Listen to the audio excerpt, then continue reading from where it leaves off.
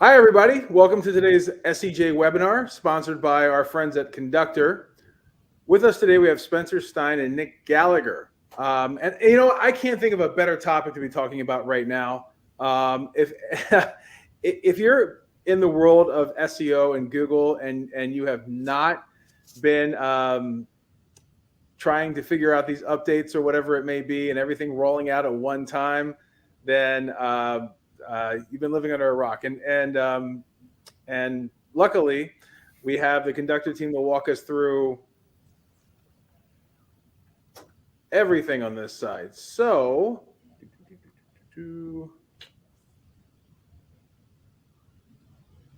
we have some comments of people not being able to hear. Okay, and hear. So anyway, just before we get started, I see we have quite a few of you that are in the webinar right now.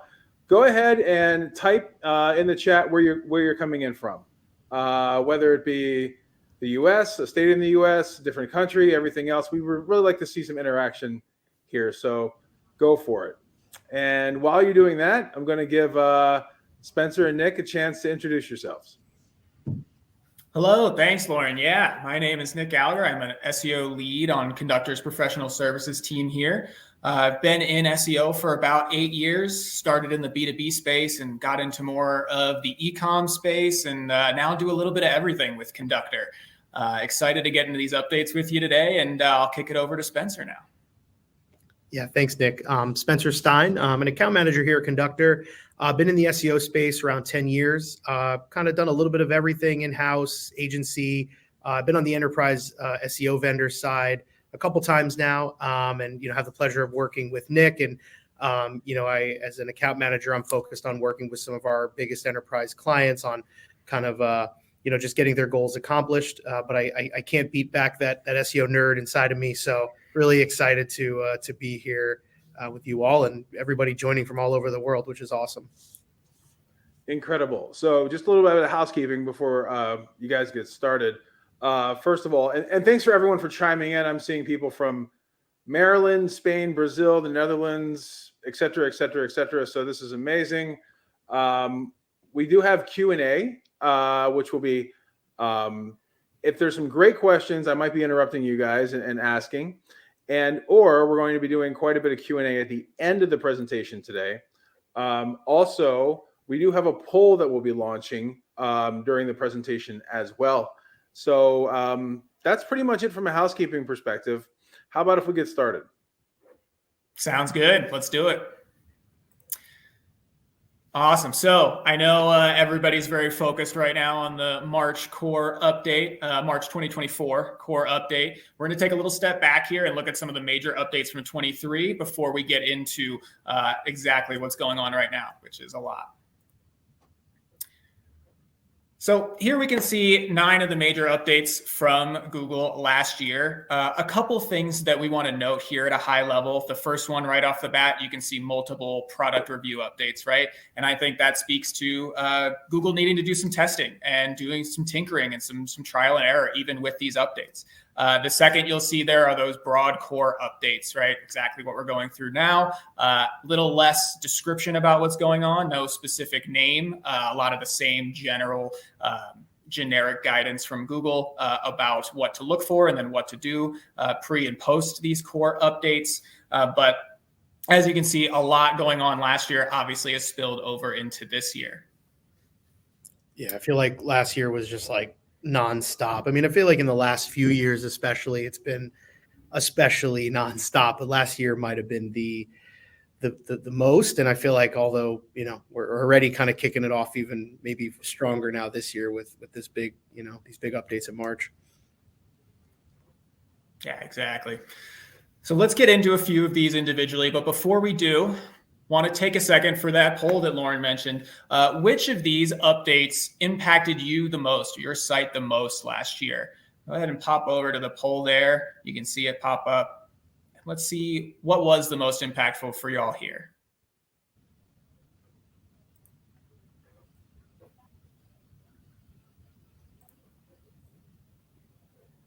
Great. So we have the poll running. Perfect. Can we keep going and return to these results later then, Lauren? Absolutely. Awesome. So we'll go back and start in February 2023 with a product reviews update. This was not the first product reviews update. There was one in 2022 as well. So we can already see that it's a revisit from Google trying to get this right. In this update, we saw a lot of aggregator review sites, some of the things that Google might consider more spammy start to get hit pretty hard with this update, removing some of those aggregator sites, some of those only exist because of reviews type of websites. But one thing this can do, removing those, is open up some opportunities for you to own more of the conversation around your products and the things that people are reviewing, right, Spencer? Yeah, absolutely. And I think this is, such an interesting one, especially just kind of seeing how things went throughout the year. And even have continued into this year, with such a focus on product reviews and sites that really emphasize this type of thing, which some of the biggest sites out there. But I know that working with a lot of our clients, like this is something that is definitely top of mind for them, and had a pretty big impact. I think it's one of those things where people get a little freaked out, especially because product reviews are such a moneymaker for so many websites. But yeah, definitely a pretty big impact there. Yeah, for sure. And that is not the last we'll hear of product reviews. We had a March 23 core update, probably pales in comparison to what we're seeing now.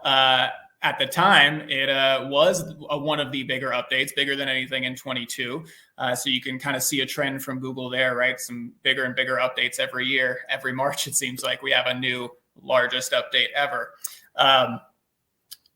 Again, one of these broad core updates, not a lot of specifics. And we'll say this was also sandwiched between two product reviews updates. So a little hard to discern kind of what is having what impact there, right, Spencer? Yeah, and it's just we have the bullet here about what you can do to prepare. I think a lot of times what people end up focusing on is like, oh, what can I do to fix it, right? Google's guidance is pretty much always the same. It's like you can't really do something to fix what we did as much as you just have to kind of work on yourself, work on your site. And I am curious, maybe in the chat, if anybody could chime in and kind of following a core update, if they've had success in kind of making changes to their site and, seeing results, or if it's kind of just this never ending battle of being, plunked down and then not knowing how to get back. I worry probably more of the latter for most folks, but I always am curious, to see if that's worked for anybody. And yeah, it's just interesting kind of thinking about this one now a year ago, and here we are again. It's like that meme. Here we go again. Exactly. Almost seems a little obsolete here, but great point, Spencer. Yeah, if anyone has any experiences around these, recovering from these updates, please pop them in the chat. Would love to hear about those. Moving on to the April 2023 reviews update, another one pretty close, almost back to back with the last product reviews update. I'll say anecdotally with this one, I saw a lot of reversion from the first product reviews update. I think that speaks to a little bit of, I think Google might have caught some sites that it didn't want to catch in that first update, sites that were legitimate value providing review sites. I saw a lot of bounce back after this April 2023 reviews update. Spencer? Yeah. I mean, I almost get like a little bit of anxiety thinking about, not a little bit, a lot of it, kind of thinking about what Nick just said. And it's funny because I feel like over the past few years, Google has been a little bit, more transparent around these reviews. I feel like there used to be a lot more kind of guessing that goes into it, but it's a little bit of a probably a double-edged sword for them. Because the more transparency you give, I think kind of like the more questions people have, the more people kind of, in this case, maybe point out, potentially where things went wrong. But I guess the positive, and, I'd never sit here defending Google. But, the positive is, like, to Nick's point, he saw some examples of maybe things reverting. And, I think to some degree, that's all you can hope is, like, as they try to improve and get better, they're kind of basing that off some of the feedback they're getting and the cries and complaints. So yeah. Yeah, totally. And we did have a bunch of these review updates, right? So we have had some information from Google on basically what is a quality review, right? We'll maybe not writing reviews about our products all the time, but you can think about these guidelines as ways to pick good reviews on your site to highlight, and also be responding to reviews on your site. And again, owning a little bit more of that conversation, right, Spence? Yeah. It's one of those things where, you think a lot about what kind of the mandate, the mission statement, I guess, of Google searches and kind of, in a lot of ways, like what Google says you should do to rank better, right? In a way, it's like very simple. Be what you would want as a user, right? Give the right user experience. And I kind of almost think about reviews like almost as an extension of that. I know if I were to buy something and I asked a friend, like, what do you think of this? And they're like, yeah, it's great. Versus if I asked, someone and they gave me like a really in-depth response and, told me about examples, that's the one that's going to mean more. So I guess in theory, it's kind of using that like, kind of almost like common sense logic and like applying it to the content that you put on your site. Again, like thinking about it in the way that Google kind of presents it. So, that's kind of like a way I sort of think about it. I think that's a great way to think about it. And don't worry, we're not done with reviews just yet, just like Google wasn't. Yeah. But following that chronological timeline, August Core 23 update. This is another one that almost seems a little obsolete now. Not a lot of guidance from Google. We did see a lot of just general volatility last summer through the June and July months. So August Core update seemed like kind of a culmination there of a lot of things that might have been going on in the algorithm over those summer months, at least those summer months here in the US. Anything to add on that one, Spencer? Yeah, this is maybe a little bit random, but I look at, this update we provided from this update about, Google indexing CSV files. And, one thing I can share that's interesting, having had the pleasure of working with like so many different clients over the years and kind of, different levels of understanding. I mean, it's really hard to keep up with. There's no one person probably at Google or in the SEO field that knows everything. There's probably people that would tell you they do, but that knows every little intricacy. So one of the things that I've always found interesting about working with a lot of clients is sometimes a little bit of the misunderstanding and information about what Google can and can't parse and read and index. Like I'm not going to call any names out, but I was talking with a client a few months ago who mentioned something about their PDF pages and really saw it as like an absolute horrible red flag because Google can't read their PDF pages. And we know that's not the case. In fact, I have many clients where PDFs do quite well. I mean, they present their own challenges. So I bring it up just in line with this kind of like small but potentially mighty update that, they index CSV files. And, I think it's just like maybe a good checklist almost because we can't stay on top of every single thing, like to know, okay, like what are the new things that Google can and can't index? What are potentially also what are SEOs saying about what they really do with it, like we can index a CSV file, but is it showing up in rankings or are we seeing priorities? So, it's just another thing to have to keep tabs on, but one that I think it's like a good addition to your tool belt if you can, stay on top of it. That's a great point, Spencer. And I'll say maybe something I was just guilty of is kind of seeing another core update, right? Whatever, we got to keep it moving. We'll look out for any impacts on our site, but it's just another core update. But that CSV kind of little nugget in there is something to keep in mind and something that can serve you well just to know down the line. Hey, are our CSVs getting indexed? Yeah, they sure are. That was in our August 2023 core update. So always good to get those little nuggets when you can, even in a broad core update where we generally just get very broad.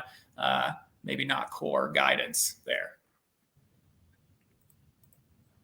Yeah, and I wasn't sure if I froze for a second. I think I might have, but I'm thinking about what Nick's saying, and almost like not to get political because it's the last thing you want to do on an SEO webinar. But, you almost think about like how bills work and things get kind of snuck into those. I feel like a lot of times Google algorithm updates, that's kind of like the new normal. It's like, okay, there was this big core update, but, they also mentioned this. I mean, we'll talk more about it. But, like one thing in the new updates, the core update, it's not exactly fine print, but sort of like a sub. I'm stealing our own thunder, but like a sub point was, how the helpful content updates, which Nick is about to talk about in this case, are no longer an individual update, right? They're now part of the core ones. And, you saw a lot of headlines. Those weren't really the ones, right? Because it was just one of like 15 different things. So I think we'll get back to that. But to me, like I'm bringing it up because a lesson learned is like, you kind of want to stay on top of like everything that's within the update. So 100%. Yeah. And getting into the helpful content update here, September 23, we saw the HCU update. This is where I think you can really start to see the seeds of what we're seeing now, right?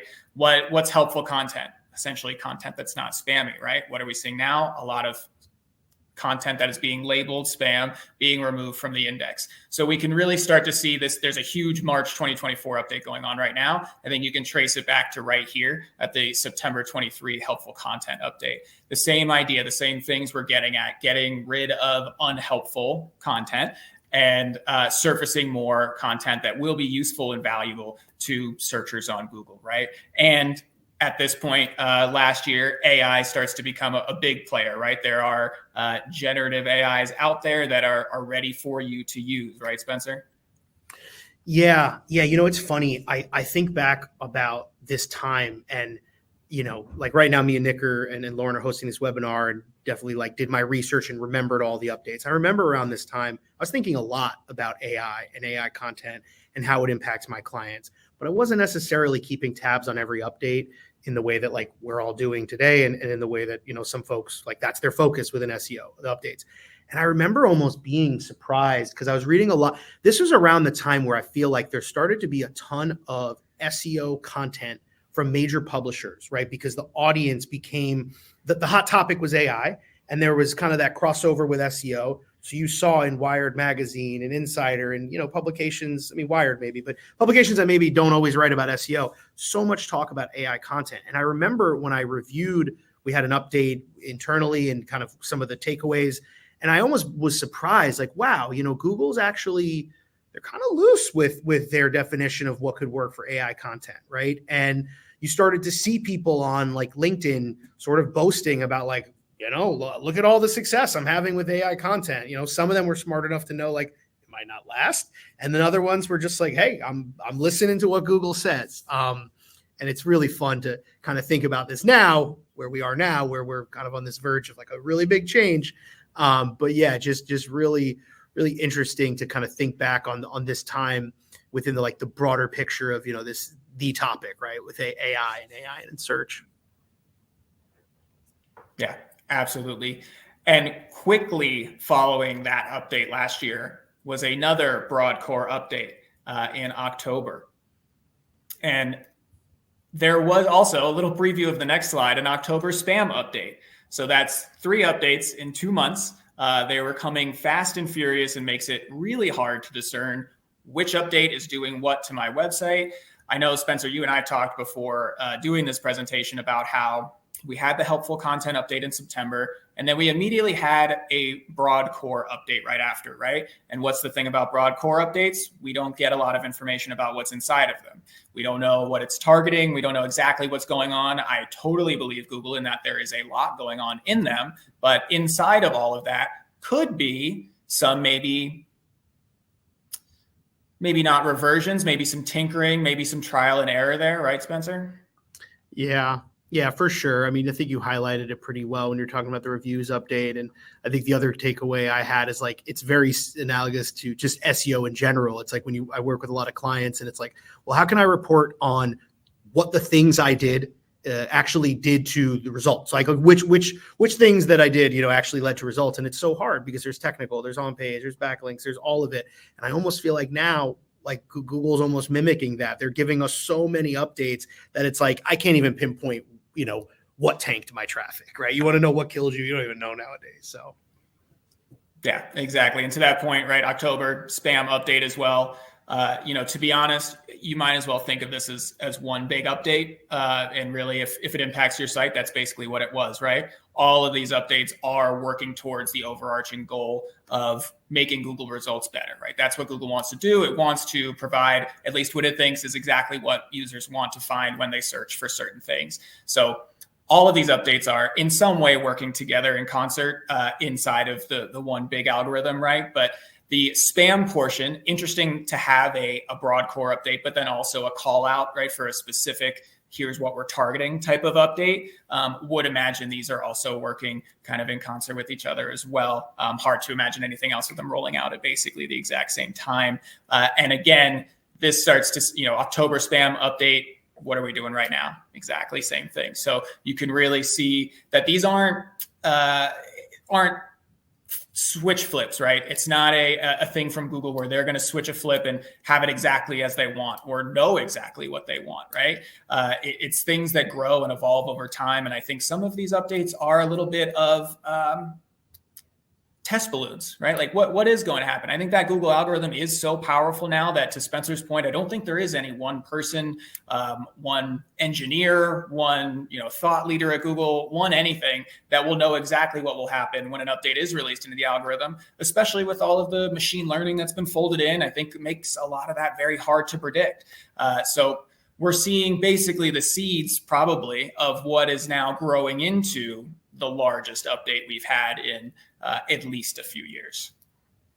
Well said. And, just for good measure, one more core update from Google right in November, right in the middle of our peak shopping holidays, at least in the US. So I know all of you e-commerce site managers were super excited about a November broad core update with no specific targets in the update, and just kind of put you on watch during what is most likely your biggest time of year, right, Spence? Yeah, I mean, at least they held out on the e-com folks, because you get these kind of updates around that time of year. And I mean, this might sound obvious, but working with clients in the e-com space, like, it is really sometimes just jarring to understand how much companies have riding on this one period, and in some cases like 1 week, Black Friday. It's so impactful. So yeah, absolutely. And then just to round out the year, you may have guessed it, one last reviews update came alongside the November broad core update. So again, just like October, probably makes sense to kind of think about these as one big update, right? If two things are changing, if one thing is changing, what really matters is how your rankings are changing to you, right? So a lot of things going on, again, during maybe your busiest month, your most important month of the year. We haven't heard much since on reviews. So this may be an indication that the review space is starting to be in a place that Google wants it, that we have some of those more spammy aggregator, just for clicks kind of review websites out of there. And we're starting to raise more quality sites that are providing value to users. So we can hopefully look for a little more stability there, though I certainly would not vouch for Google on that front, right, Spence? Yeah, no, agreed. It might sound like it, but I do not try to vouch for Google. And a couple of folks helping us out in the chat, the YMYL is, your money, your life. So good. Thank you for that call out. Thank you. Yeah. And we'll say that probably one of the more volatile spaces. I think a lot of the kind of aggregate results from a lot of these updates maybe don't apply to your money or life. Sometimes they are the least affected. I would say sometimes Google says, I don't want to touch anything medical or financial at all in this update. We don't want to mess with that space. And sometimes it's specifically about that space. So if you're in that category, definitely keep that lens as you're looking through this information, as new updates come out, sometimes really targeted towards you, sometimes really trying to stay away from you. I would imagine mostly for legal reasons, but kind of a unique one there. That did have a little bit more of an impact in those November updates, a little more volatility in that your money, your life space. I'd like to add that for the November reviews update, as well as April, we saw a lot of fluctuation on the SEJ side. A lot of our posts, like things like top image search engines, best this, best that. Mostly a lot of listicle, informative listicle posts. We saw a lot of movement on both up and down, and it really led us to kind of rethinking how we write those posts, right?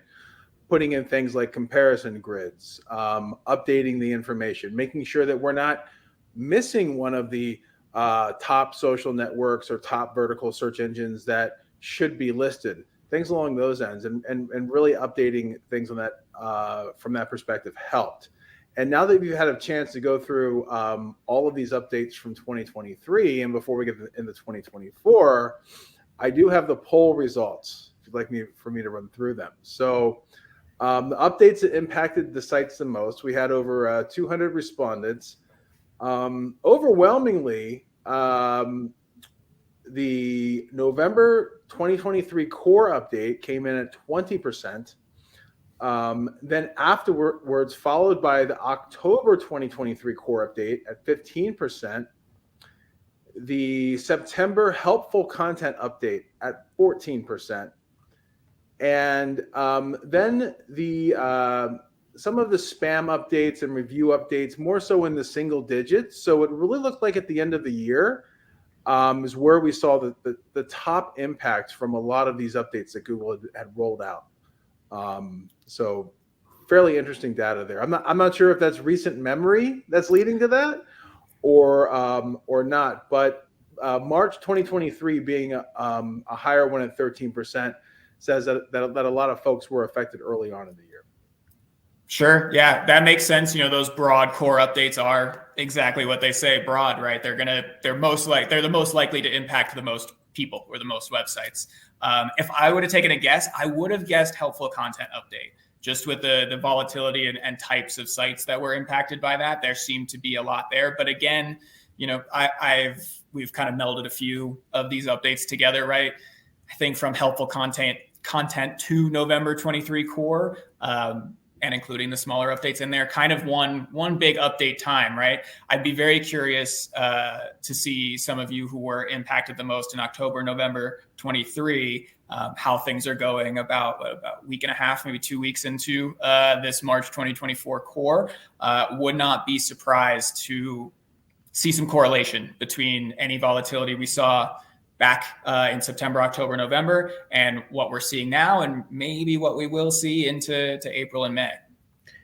Yeah, I feel like maybe the reason not the helpful content update in September wasn't the top winner there is because like people were, it's like gambling. You remember the losses, right? We're not necessarily hearing from all the folks who started pumping out AI content and were killing it as a result of that update, but we might start hearing from them now when things kind of get pulled back a little bit. So that's really interesting. Yeah. And as always, it's going to be an ever evolving game. If you were a winner in the fall or a loser in the fall, you've got a brand new chance right now. The only difference from kind of gambling is you don't really have a choice. You are playing this game. You are locked in. Yeah. So let's turn an eye towards here. Now, we do have a couple of predictions, non-algorithm related specifically, but rest assured we will get to March 2024 here. You can see a brief review here. I want to talk a little bit about AI. We've seen a lot of changes on the SERPs just feature-wise, not who is showing up, but kind of what is showing up. Also want to talk a little bit about speed. We do have a new core Web Vital. May have gone a little under the radar with the March 2024 core, but it is there and it counts now. And then, of course, let's talk about the big one. Let's talk about the updates that are happening right now. So let's kick it off with a little AI. Couple of points that I want to make here. This quote at the top here, AI won't replace people, but people who use AI will replace people who don't. I think you can replace people in that quote with SEOs, right? AI is a super powerful tool. It can process information so much faster than us. It can now generate content for us. There are so many efficiencies that you can build in using AI tools now into your process. We have a screenshot here of our conductor writing assistant where we'll generate an outline via our kind of SEO specific AI that we have in our platform. And it is fantastic for content creation. You can get all kinds of ideas out of that. You can write multiple articles from these outlines. You can use AI to write scripts for you. That's a thing I've been doing. I would say I'm a dabbler in the world of code, but with AI, I know enough to get to where I need to go to get a script to pull what I need it to pull. Or organizing large keyword sets, I think, is one that just saves a ton of time, right? Keyword research, there's not a huge way around it. It just takes a lot of time. You do need to pick those right keywords. But when you have your keywords, if you can use AI, and maybe it takes a couple of rounds of trial and error, but I guarantee you that trial and error will provide you with better groups faster than you going through your tens of thousands of rows in an Excel doc and grouping them all manually. One of those most time-intensive tasks can now take a few minutes. And if you're not leveraging these tools, then I think you will start to get left behind. You can't be stuck in that Excel sheet for a few days while the rest of us have 10 Excel sheets done by Tuesday. You know what I mean? Right, Spence? Yeah, absolutely. Bringing in a comment I saw in the chat there, like what are the top, I know Q&As later, but I think it's super applicable. Someone asked, what are the top AI tool recommendations for the SEO teams to use? Now, obviously, Nick and I work at Conductor, so we're not going to plug other SEO tools. And Conductor doesn't do everything that AI, does. Like, one of the things I talk a lot to clients about is, like, we're not trying to be a better LLM than, Gemini or Claude or ChatGPT, right? Where Conductor's finding our place is kind of a sweet spot of things, of using our data, insights, and that type of thing. But the chatbots themselves, I think, are a great tool. Nick emphasized keyword research, and I still do. I definitely hesitate to, and I know Nick isn't saying this, like, push off basically all my keyword research to AI and AI tools, but it is a tool within that. A specific use case I had was I had a client who took kind of a pretty big swath of similar keywords, right? It was all keywords that they were ranking for, and wanted to kind of see what are the difference between the ones I'm ranking well and the ones that I'm not ranking quite as well for. And we're talking about a huge quantity, right? And use AI tools. I think they used Claude 3 to get like an assessment. And, it wasn't necessarily the most, like, it wasn't like they reinvented the wheel, but I think there's a difference between like there's a balance between, like, oh, these are long tail, right? Which is something that, like, me and Nick can look at and instantly identify. And then where an AI tool like a chatbot might be able to actually assess a huge quantity of information and help you understand, like, a theme. And I think that's a really great use case. So, but yeah, I'm not doing any fancy stuff like writing scripts yet. I use Gemini to help me with my emails a lot. But then I end up just going with my original email half the time. So, maybe it's not necessarily an efficiency tool always. Well, I think that speaks to my last point on AI, that I think it would be irresponsible to overlook. Review anything AI generated, right? We have some great AI generation tools in Conductor right now. Review it.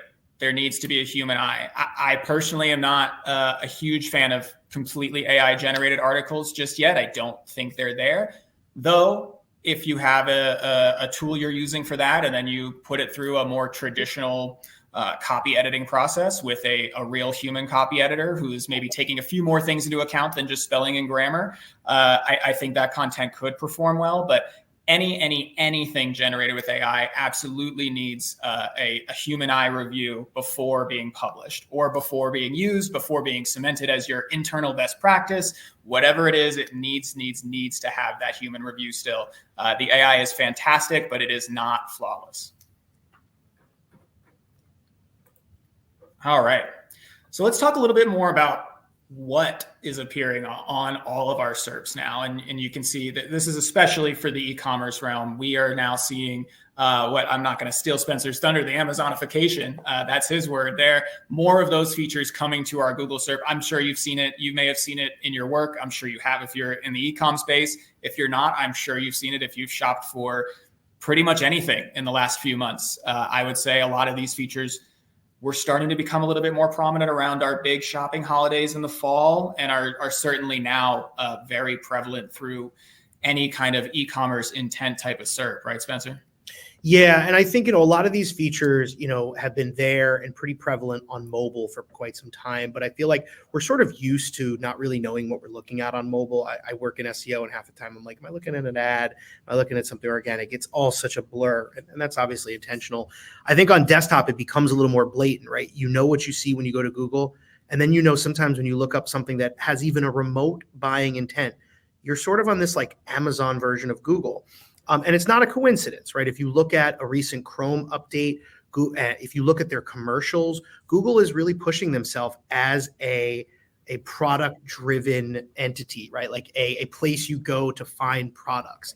And we included the screenshot here of the SGE SERP. For those that don't know, SGE is the search generative experience. It's an opt-in search engine that Google gives you the option to use in most countries nowadays, where you can get results using AI snippets, right? And I think a lot of folks were a bit like worried, and still are, and kind of wondering like, when is SGE going to be turned on? And I think nowadays most people agree like it's probably not necessarily going to be just suddenly a fire hose turned on. Maybe it will, maybe it won't. But one of the big things that everybody agrees, I shouldn't say everybody, but most people agree Google has to get past is finding a way to balance this idea of wanting to be forward thinking and efficient and using AI, because ChatGPT forced their hand a bit. Everybody wants to use AI, and balancing that with their intent and interest in being, first of all, in generating money, right, from paid ads, and in being more and more seen as a product search engine. So like, I really look to this as almost like a check and balance. And maybe I'm hoping that SGE isn't going to be this giant intrusive thing, because I know my clients might not be the biggest fan, and it just seems very jarring. But it's tea leaves to me, right? It's like I see this. I don't know if other people have the same experience, especially in different countries. I know these layouts are not as prevalent as they are in the US, but you search anything with even a remote buying intent, and these type of they're just so noisy and messy. And unfortunately, I think that's going to continue. I think eventually they'll get to a place where it's streamlined a bit, but it still gets the dollars there. But right now, I feel like we're reaching that like apex of just noisiness on the SERPs, and that's going to continue for at least a little bit. Totally. And I think that relates to exactly what we're talking about with those updates too, right? We'll probably see some iterations. We'll probably see some testing here. It's probably not going anywhere, but something to definitely keep an eye on as we go through 24 here. And I'm just going to call it that last point because it's such a big one. We work with clients, and it's so often like, don't worry about branded terms. You dominate branded.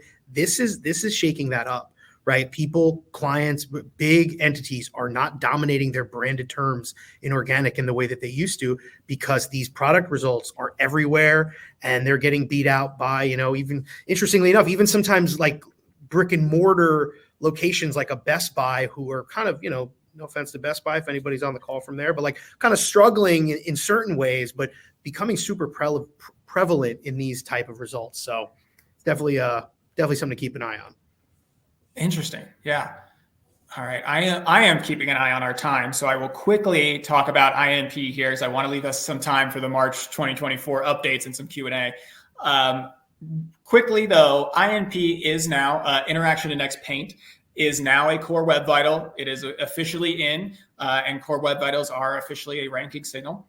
So this is something that you need to pay attention to. And the big thing here, the predictive thing here, is this is exactly how the original core web vitals were rolled out. It is introduced. It is something that you're not going to be penalized for right away, but will become more and more prevalent, more and more part of your rankings, and something that factors in, right? So in those original core web vitals, what we were focusing on was loading fast. Loading fast is basically a proxy for a good user experience to Google, especially back then. And so if you're loading fast, you're providing your users a good user experience, we want to rank you well. So what's INP? INP is essentially the time it takes for something to happen after a click, for the time it takes for that drop down to drop down after you click it, or for that spinning wheel to start loading, right? So this tells me that the next iteration of core web vitals is functioning fast, not just loading fast, but functioning fast. It's something that, I don't expect it to heavily impact your rankings right now, but if we do this again in a year, I think we will start to see more updates focused on that functioning fast? Does your site work? Great. You can show us that first paint really quickly. That's awesome. But does it work? Can you make it work just as fast? And these are all the things that I think Google is going to start to do more and more, right?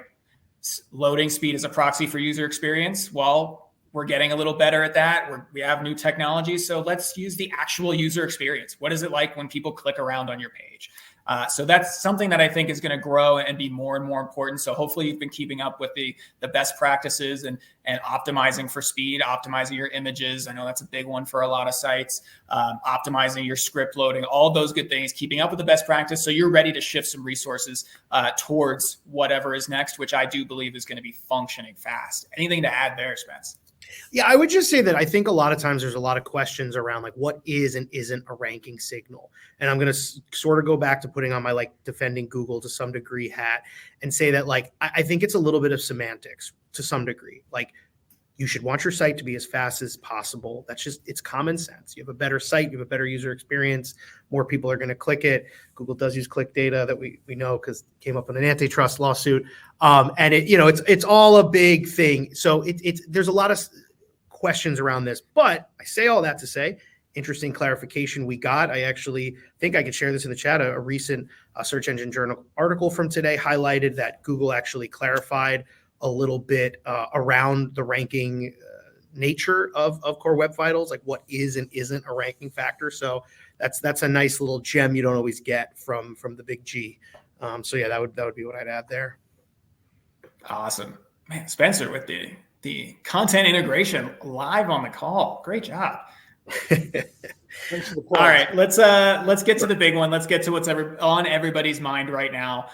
We are not going to tell you exactly how this update is going to shake out. What I will say and kind of set the scene here, this is the largest update we have seen in a very long time. You can see that just from the rollout. Normally, a broad core update takes about 2 weeks to roll out. That's the official Google guidance. This time, we're looking at a month. So we are a little over a quarter of the way through this rollout. In these rollouts, sometimes we see consistent volatility. Sometimes we see 4 or 5 days inside that time frame where things are just spiking everywhere. That volatility is going crazy. So what I will say, we've got a huge update rolling out over a month. That's uncommon. We're having a huge amount of manual penalties, right? Sites getting removed from the index manually. That's not super common, at least not at this scale. So we're seeing a lot of things that we haven't really seen before, but we have seen the seeds, right? In 2023, we know that Google wants to get that, what it considers spammy content, out of its index. It doesn't want to serve those things. I think some of its AI tools have surfaced more of those types of sites that were in there, and that's not something Google wants to be serving its users. So what we're seeing is a huge update on a few different fronts. I know we have the broad core and specifically spam. So just like last fall, when everyone, it sounds like, saw the most volatility, we're right back there. And they are most likely related. What exactly will be the full shakeout of this, we won't know for a few weeks. But Spencer, what are you thinking about this volatile March so far? Yeah, I mean, there's just so much going on here. It's a little jarring. You know, we have the screenshot here of the Conductor platform highlighting the annotations that we have. Conductor's had annotations for a while. That's not a really glamorous feature, but we've actually just introduced this new public annotations feature. So if you're in the platform, you can see these updates without having to put them in. And, you know, just pretty jarring. This is how I learned about it, saw these updates. But yeah, there's so much going on here. And obviously I know this, Lauren, I'd imagine you might even have a webinar coming up on the updates. So I don't know that going through every individual part of it makes the most sense, but you know, there are a lot of like interesting call outs here. We talked about the helpful content update being rolled into it, the month aspect. There's another kind of interesting tidbit that I noticed that I think a lot of people are finding really important to know, especially in relation to other updates, which is that this part of the helpful content update is no longer separate, right? It's a core update, but now their core ranking systems are going to be working at a page level when it comes to helpful content assessment, whereas in the past these were site-wide. So I think that's, you know, hopefully that's reassuring. I I guess you could read that as like, you can have some spammy pages and then other ones that are good, and Google will know the difference. But I think like at the core of that is the right thing. And, I think then under the, when it comes to the spam update, there's just so much going on there. I mean, there's three main areas: expired domain abuse and age domains, which is kind of like a trick that savvy SEOs have been kind of like utilizing for years. Scaled content abuse, and that's where the AI part comes in. And like, to me, like if I were talking to friends of mine that care about technology but aren't necessarily like in the weeds the way we are on this call, I personally see this as like, this is Google tipping their hat to a narrative change, an approach change around AI content. And we haven't seen the full, expanse of it yet. In fact, some of the way they're so clever, it's I'm sure they have really good lawyers. The way they write it out is, the abusive practice is typically focused on creating large amounts of unoriginal content that provides little to no value to users.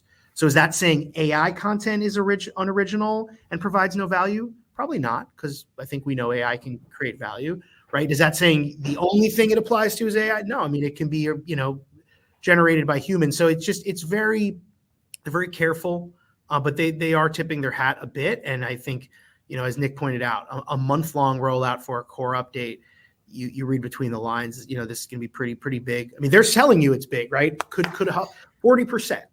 So yeah, I mean, I won't go on too much longer because I'm sure people are chomping at the bit to ask some questions and give their takes. So yeah. Last thing I'll say, just to kind of summarize that last part, especially around the AI content, I think that's important. I think that's kind of on everybody's mind, right? Originally, AI came out, it can generate content.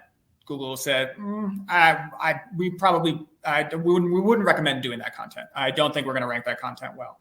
Then in updates last year, we get a little AI generated content is acceptable if it is good content, right? Now we might be swinging back a little bit the other way because of the deluge of AI generated content that is flooding probably Google's index, and looking to put some guardrails on there to make it more of that quality content again. So something to for sure keep an eye on this week, next week, this month.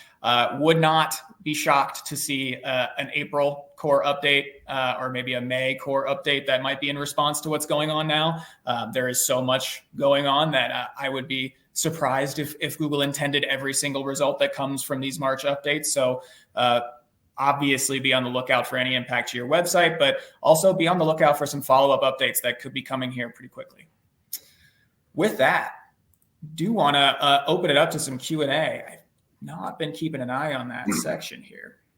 Absolutely. And if you have questions, go ahead and enter them into the Q&A box. I'm going to go ahead and start and get right into AI.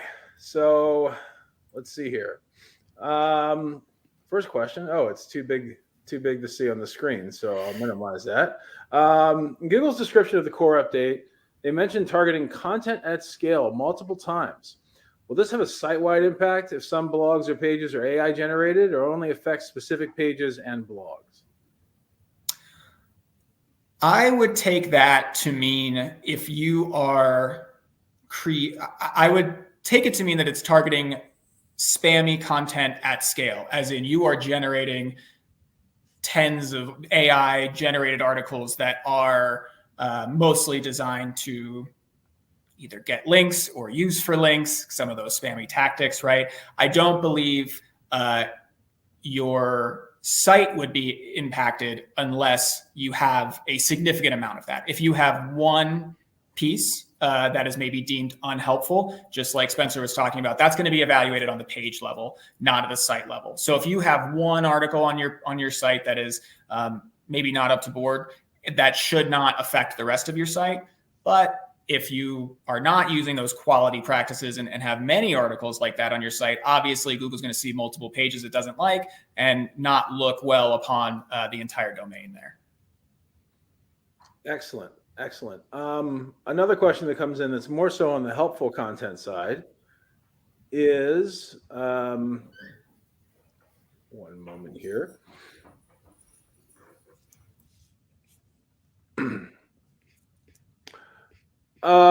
This publisher has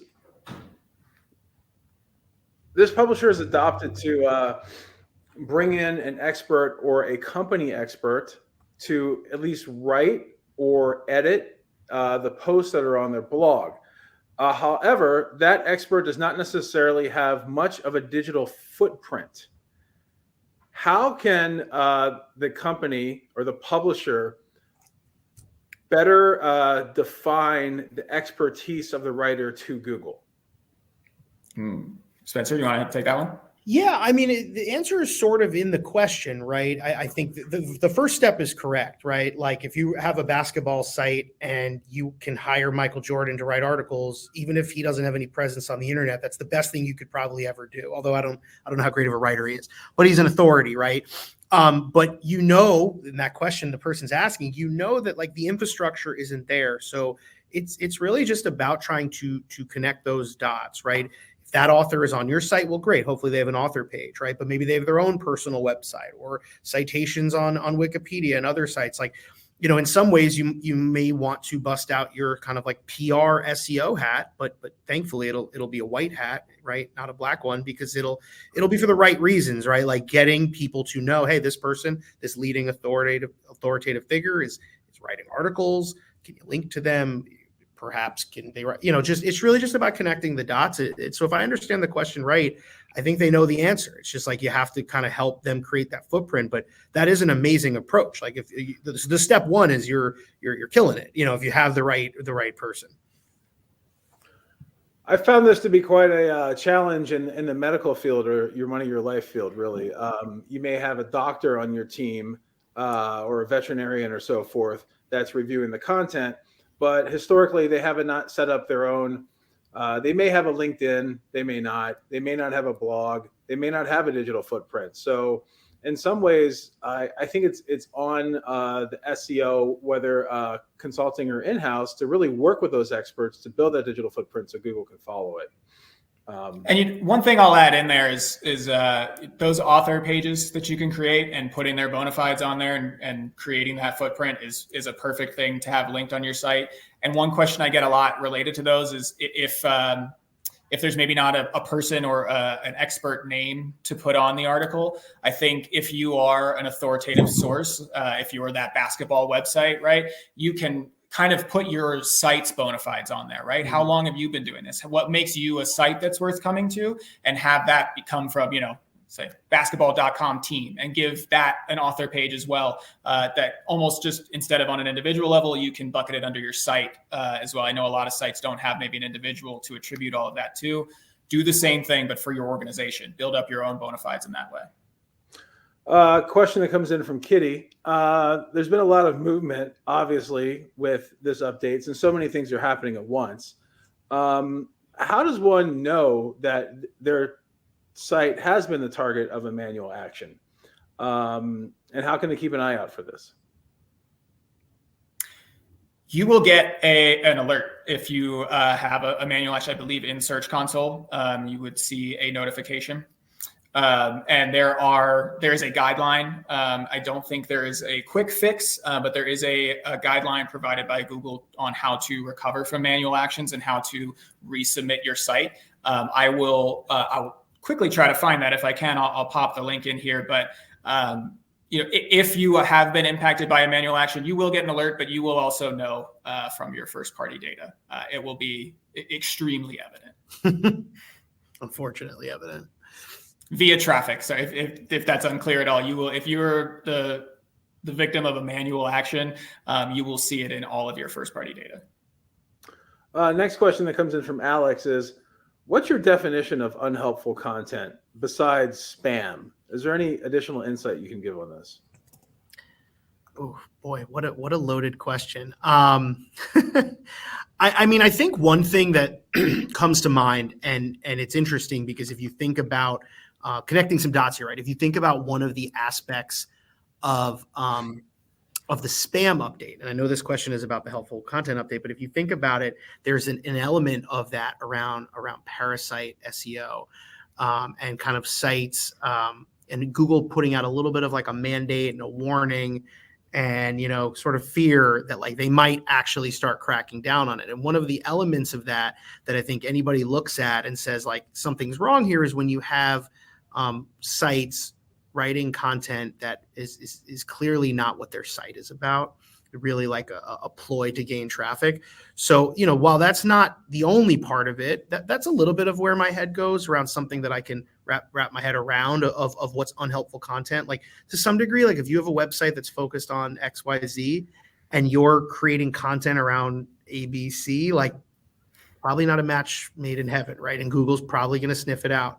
Now that's not the only part, but I think the rest of it is, I jokingly said, what a loaded question, because it's so difficult to define. But, originality is a big one. We talked about authoritative authors and kind of coming with an original perspective. I think the best way to think about it is like, think about it from the other side. Like, what can I do to have this content be good? Because if you worry about, is this content not good? It's kind of like a never undefinable question. That's my perspective.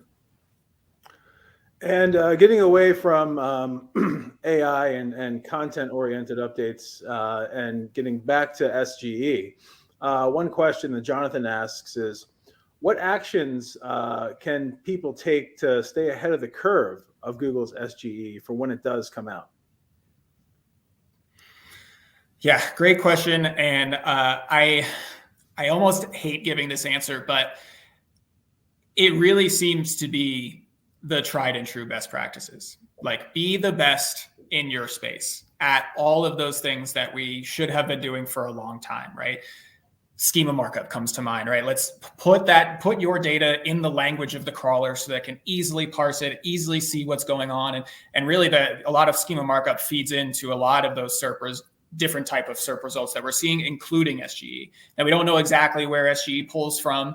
I will say at Conductor, we've seen in some analyses of sites ranking number one organically, which is quite far down on those result pages, but they're not sourced in the SGE result, and vice versa. They're not ranked on page one, but they are sourced in the SGE result. Yeah. So I think there's a lot of tinkering to be done with the SGE result on Google side, where it's pulling the information from, how it displays that information. There didn't used to be that little 3-site carousel, if you're familiar with it, that shows you where the information is being pulled from or gives you more information. That was a new addition recently. So I think there are so many things that will probably change about SGE in the next 12 months, let's say, that it's hard to exactly pin down, but which leads you to go back to those tried and true best practices. Make sure your site's fast. Make sure Google gets there and it likes what's happening. And make sure you have that quality content to serve up in an SGE result, or to at least be a part of an AI summary, right? So all of those best practices, I will specifically call out schema, does seem to play a larger part in showing up in different types of SERP results rather than your traditional blue links. So definitely keep up there, because that's also a pretty constantly evolving space with new markups available. That's really the best thing to do now. And we're a little bit at the mercy of Google and its testing with SGE right now. We are. And thankfully, they haven't rolled it out yet, because I think when they first made the announcement, they were going to roll it out within travel, shopping, flights, etc. in Q4 of last year. That's been delayed. Hopefully it continues to be delayed, but let's try to get a jump on it when we can, and definitely look into your schema markup on that end. Spencer and Nick, it's been a real pleasure. Just to let everyone know, if we did not get to your questions, we're going to be sending over all of the questions to Spencer and Nick, and hopefully we can get some insight on them from both of you to include in our wrap-up. Also, as a reminder, the slides and the video will be made available to all registrants and attendees of today's webinar. So thank you very much to everybody who not only has been viewing today, but participated, and thank you to the team of Conductor for having this today. It's really been a pleasure and informative. Thanks for having us, Lauren. Thank you, Lauren. This has been fantastic. Awesome.